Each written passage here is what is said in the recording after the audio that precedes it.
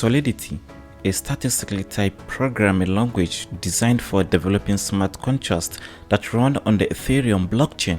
This is a situation whereby codes, which are called smart contracts, are deployed on the blockchain, like being used for creating decentralized voting systems and dapps/defis, or digital financial apps, and also converting a digital file into a blockchain-based NFT. This is a powerful programming language that was proposed in August 2014 by Gavin Hood, which is now the primary language on the Ethereum network, as well as other private blockchain platforms that compete with Ethereum.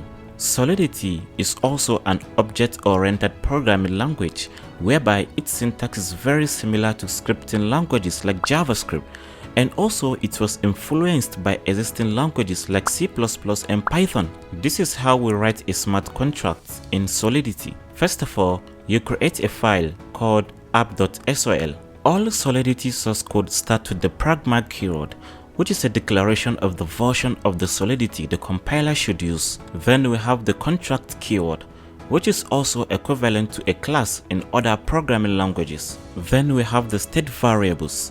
The state variables are permanently stored in contract storage that they are written in the Ethereum blockchain. Then the function declaration. This is a public function that takes a variable x and variable y as a parameter. And these variables x and y are also summed to this variable here. Well, this is an example of a simple smart contract which updates the value of variable 1 and variable 2. Anyone can call this function set and override the value of these variables, which is stored in the Ethereum blockchain.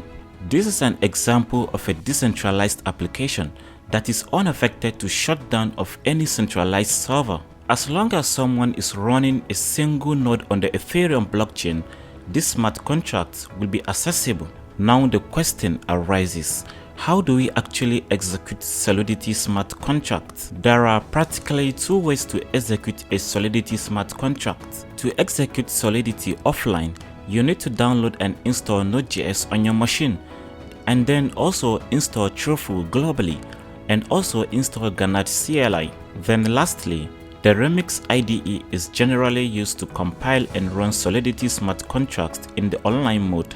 So this has been Solidity in our today's video.